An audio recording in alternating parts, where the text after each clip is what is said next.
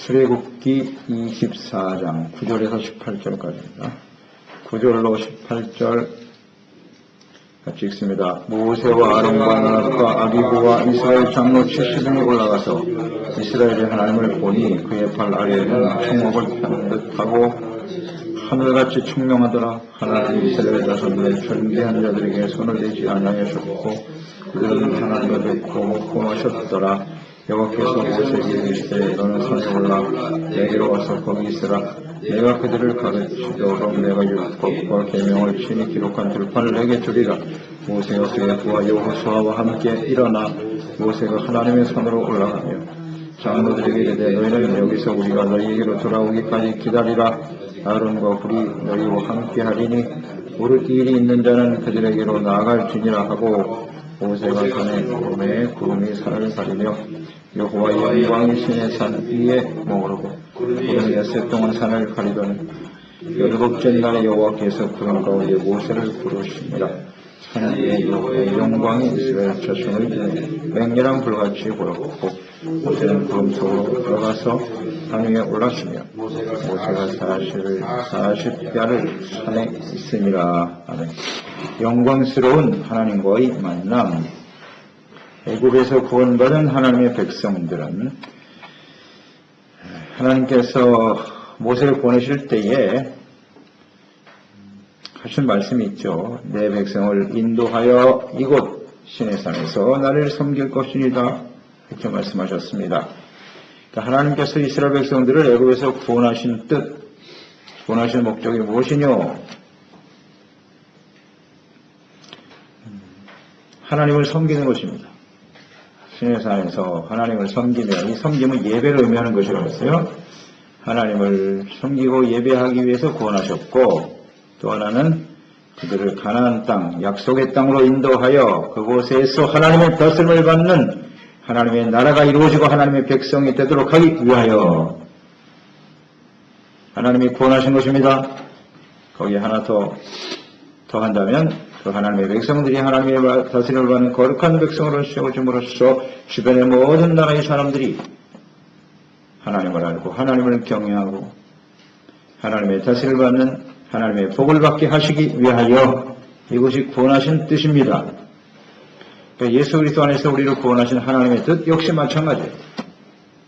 우리가 하나님을 바르게 예배하고 섬기도록 하기 위해서. 그러니까 구원받은 사람은 반드시 하나님을 바르게 예배해야 합니다. 너무나 마땅한 일이에요. 섬김, 그리고 하나님의 다스림을 받는 하나님의 나라의 백성으로 살아가는 일에 힘써야 하고, 그로 인해서 많은 사람들이 하나님을 알게 하는, 이것이 우리를 구원하시는 하나님의 뜻입니다. 그러니까 섬김이라고 하는 것은 하나님의 임재죠. 이게 가장 중요해요. 하나님과의 만남이에요. 만남. 하나님이 임자에 계시고 그 하나님 앞에서 우리가 반응하는 것이 예배라고. 하나님을 섬기는 것 아니에요? 근데 하나님은 막연한 어떤 하나의 종교의 대상, 이방인들이 말하는 것처럼 확실하지도 않은 어떤 신을 섬기는 게 아니고 하나님을 예배하고 섬기는 것이기 때문에 하나님이 친히 신의 산에 임하신 거예요. 눈으로 보고 귀로 듣고 하나님은 살아계신 하나님이시다. 아멘. 살아계신 하나님을 예배하는 겁니다. 경제생활이 아니에요. 그래서 하나님이 신의 산에 임하신 거라고. 살아계신 하나님과 만난 사람이 온전한 예배를 드릴 수가 있습니다.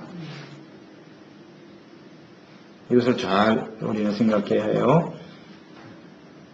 이스라엘 백성들에게 하나님의 언약을 하셨고 그 언약이 지금 실천 이루어지고 이 땅에 성취되고 있죠. 그런 과정 속에서 하나님이 역사하시는 모든 것을 통하여 하나님의 백성들은 하나님을 볼 수 있었고 만날 수 있었죠. 구원받은 이후에 하나님이 친히 목격할 수 있도록 하셨다는 거죠. 이게 바로 하나님의 구원받은 하나님의 백성들이 예배와 섬김의 시작입니다. 아멘. 그러니까 이 하나님, 살아계신 하나님을 만나지 않은 사람은 언제나 예배자가 될 수 없어요. 하나님이 살아계시다는 사실 자체를 내가 전혀 이해하지 못하는데 어떻게 예배가 되겠습니까? 하나의 종교 행위에 끝나는 거지. 그러니까 구원받은 사람들에게는 하나님의 영광 가운데 임하여 계시고 친히 만나게 해 주신다는 사실이죠. 이것이 하나님의 백성들에게 주시는 큰 축복이고 특권인 것이죠.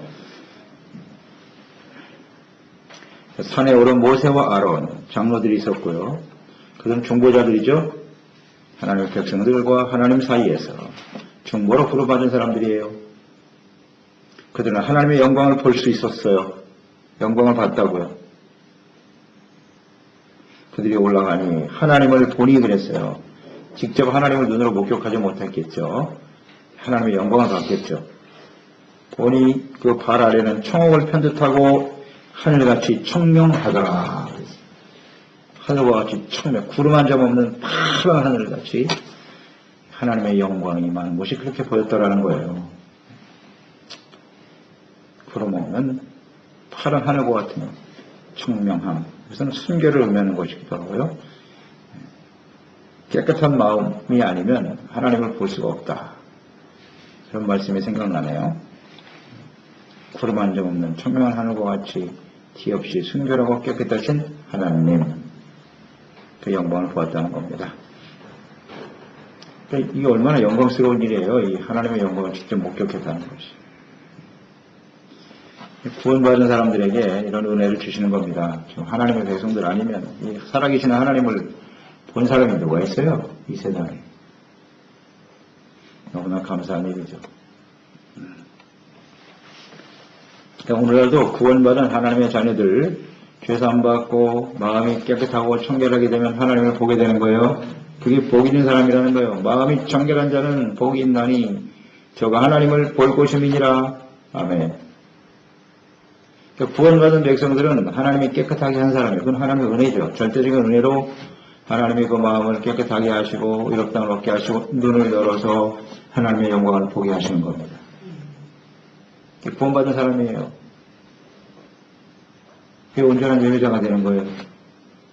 구원받았기 때문에 이게 가능한 거죠. 구원받았는가 아닌가는 바로 이 부분에 대해서 우리가 잘 생각하면 될 것 같아요. 나는 하나님의 영광을 본 사람이냐? 하나님의 영광을 직접 경험했는가? 예배 때마다 하나님의 영광, 하나님의 임재하신 것 영광을 나는 경험하고 있는가? 이 부분입니다. 이게 구원받은 사람들에게 주시는 하나님의 은혜라고요. 보지 못하는 것은 우리의 마음이 자꾸 이렇게 더러워져 있다는 거죠. 청결한 자가 그랬으니까. 우리가 하나님, 이 온전한 예배자는 마음을 깨끗하게 하는 일에 힘써야 돼요. 얘기하고 돌이키지 않으면 하나님 앞에 설 수가 없는 거예요. 백성들은 그 산에 올라갈 수가 없어요. 하나님의 임재하심. 그 이유는 뭐냐면 죄가 있기 때문이란 말이에요. 죄를 가지고 하나님께 나가면 죽거든요. 그럼 모세나 이 중보자들은 하나님 앞에 나갈 수 있었단 말이에요. 그것은 하나님의 절대적인 은혜죠. 그들이 완벽한 사람들이냐? 그렇지 않죠. 하나님의 은혜로 하나님께서 정결케 하심으로써 하나님께 나아가 주의 영광을 볼 수 있었던 거예요. 감사한 일입니다. 12절에 보면 모세를 부르신 이유가 나와 있네요. 12절에 여호와께서 모세에게 이르시되 너는 산에 올라 내게로 와서 거기 있어라. 내가 그들을 가르치도록 율법과 계명을 친히 기록한 돌판을 내게 주리라. 왜 부르셨다고요? 하나님의 말씀을 받아서 백성들에게 가르치도록. 이것이 모세를 부르신 하나님의 뜻이에요. 소명과 사명인데요. 처음 시내산 가시떨기 가운데에서 하나님 모세를 처음 만나셨죠. 처음 만났을 때의 그 부르심과 사명은 뭐냐면 너는 애굽으로 가라는 것이었어요. 첫 번째는 그들을 구원하여 인도해 내라. 이것이 첫 번째 소명이었고요.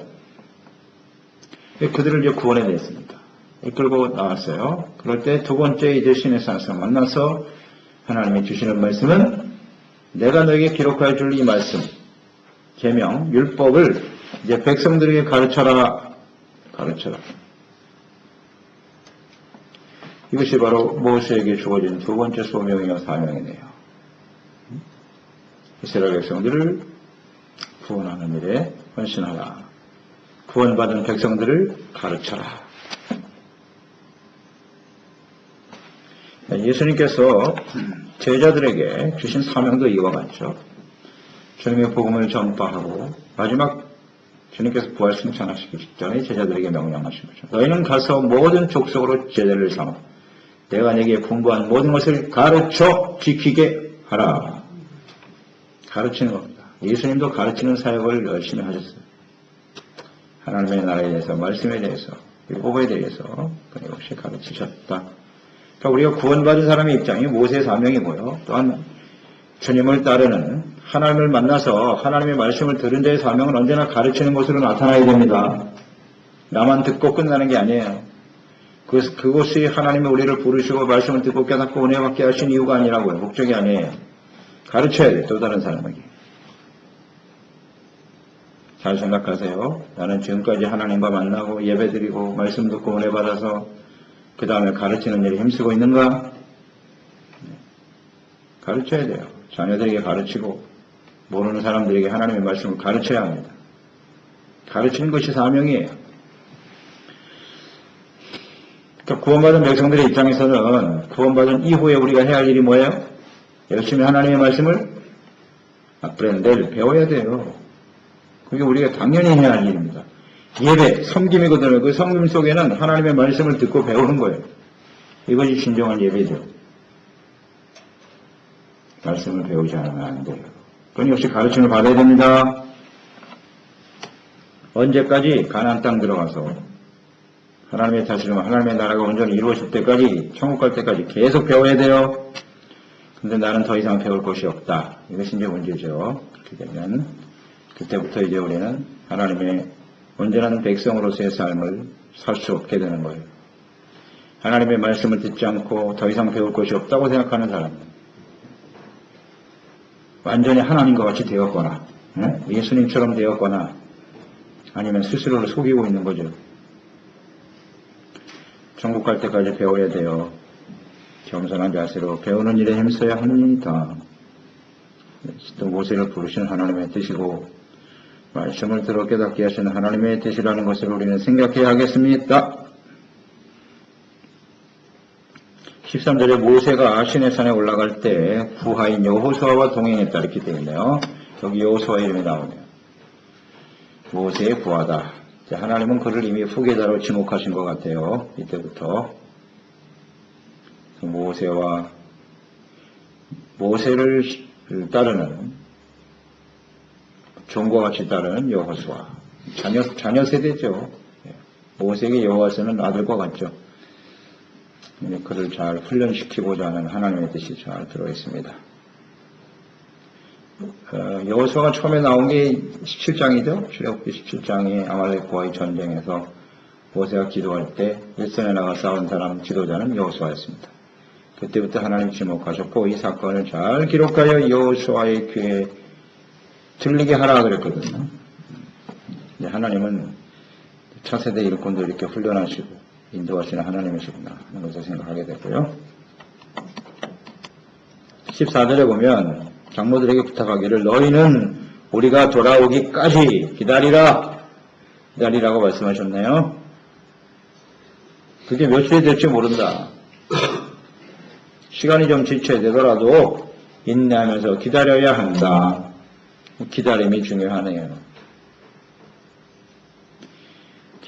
기다림 속에는 뭐가 들어있어요? 어떤 확신이 있어야 되겠어요. 일단 믿음과 확신이 있어야 기다릴 수 있는 것이다. 하나님이 모세를 부르셨으니까 모세를 통해서 모세에게 하나님의 말씀을 주실 것이고 그 말씀을 우리가 받고자 하는 기다림이 필요하다는 말이에요. 기대가 있어야 된다. 그래서 우리는 하나님의 말씀을 온전히 기다리는 것이 신앙생활의 가장 중요한 요소라는 것을 잊지 말아야 합니다. 하나님의 말씀을 가르치고 배우고자 하는 기대를 가지고 기다리는 것. 기다리는 것. 모세는 반드시 하나님의 말씀을 가지고 돌아올 것이고 그 말씀 우리가 잘 배우고 주님을 순종해야지. 기다림. 그러니까 우리가 예배에 대한 기다림이 있어야 돼요. 말씀을 사모하고 배우려고 하는 기다림이, 기대가 우리 가운데 있어야 합니다. 이런 기다림이 있나요? 우리에게는요. 기다림은 기대와 인내, 믿음입니다. 말씀을 사모하고 순종하기 위해서, 예배하기 위해서 기다리고 사모하는 사람이 됩시다. 그다음 아론과 훌이 모세가 없는 동안 백성들을 대신 지도하고 다스리도록 부탁하고 올라가죠. 모든 일은 아론과 훌에게 찾아가서 해결하도록 하라. 밑에 일은 아론과 훌에게 맡기고, 아주 신실한 동역자죠. 그리고 모세는 하나님과 만나 말씀을 듣고 기도하고 가르치는 일에 힘썼다. 하나님의 사역은 이렇게 동역하는 것이다. 아론과 훌은 모세의 아주 신실한 동역자죠. 이런 것을 우리가 생각합니다. 15, 16절에 보면 6일 동안 구름이 산을 가렸다 그랬어요. 여호와의 영광이 신의 산 위에 머물러 있었더라. 6일 동안 있었네요. 그래서 산에 올라가자마자 모세가 즉시 하나님을 만난 게 아니에요. 모세도 역시 그 산 속에서 며칠을 기다렸어요? 6일 동안을 기다렸네요. 하나님을 만나기 위한 기다림. 그 기다림 속에서 해야 할 일이 무엇이었을까요? 거룩한 두려움 속에서 기다렸을 것이고, 그 하나님의 부르심을, 만남을 위해서 잘 준비되는 시간이었겠죠? 죄를 깨닫고, 회개하고, 잘 준비되고, 그래서 하나님을 만나게 하시는 거죠. 이 기다림도 하나님의 은혜입니다. 즉시 만나면 죽어요. 죄 가운데 하나님께 나가면 죽습니다. 그러니까 모세도 연약한 인간이기 때문에 이렇게 준비 기간을 두고 회개하고 돌이켜서 하나님을 만날 수 있는 은혜를 주신 것이에요. 기다림은 은혜입니다. 은혜예요. 우리는 뭔가 즉시 막 이루어지기를 바라는데요. 때로는 우리 기다리게 하시고 우리를 준비시키는 것이 하나님의 은혜라는 사실을 알아야 합니다. 근데 우리는 이 의미를 잘 모르죠. 잘 몰라요. 하나님의 속성을 이해하면 충분히 되는 거예요. 얼마든지 하나님께서는 우리의 필요한 모든 것을 채워주실 수 있어요. 능력이 없으신 분이 아닙니다. 언제든지 우리를 만나 주실 수 있는 분이에요. 그런데 그 만남이 우리에게 해가 될 수가 있단 말이에요. 하나님은 공의의 하나님이시기 때문에. 그걸 생각해야죠. 그래서 기다리게 하시는 거고,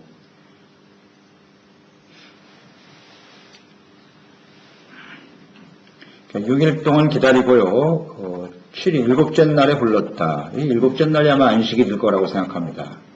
안식일, 일곱째 날에 부르셨다. 부르심으로써 이제 나가서 만나게 되었단 말이죠.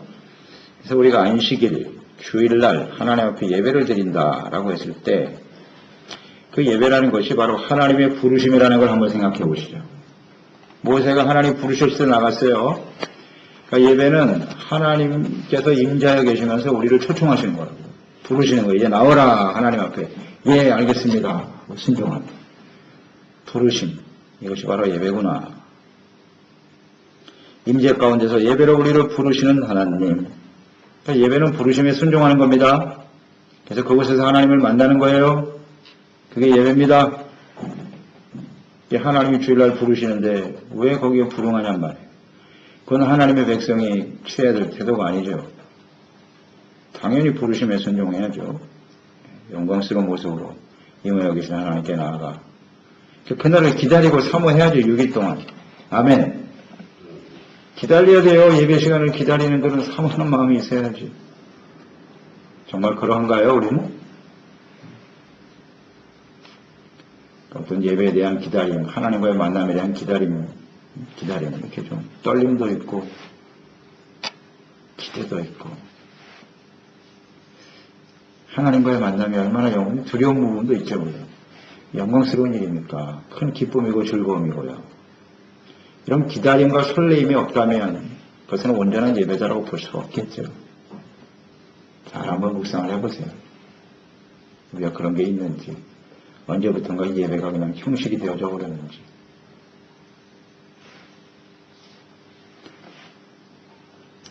출절에 보니 산 위에 여호와의 영광이 눈에 맹렬한 불같이 보였다. 하나님의 백성들이 보였어요. 하나님의 임재가. 뭘로 보였느냐? 맹렬한 불같이 보였다. 불로 임하시고. 그 불과 구름으로 하나님이 임재해 계셨네요. 그 불과 구름은 이스라엘 백성들을 광야에서 인도하시는 하나님의 모습이었죠. 낮에는 구름 기둥, 밤에는 불 기둥으로 불과 구름은 하나님의 임재하심입니다. 하나님의 백성들이 그것을 보면서 하나님이 자신들과 함께 한다는 사실을 깨닫게 하셨어요. 직접 보고 확신하게 하셨도다. 하나님의 임재는 이렇게 불같이 임하는 거예요. 성령이 불같이 임하시는 이유를 아시겠죠? 불같은 성령이 우리 가운데 임하셨어요. 그래서 성령의 임재하심과 역사하심, 하나님의 임재가 이런 불로 나타난다는 거.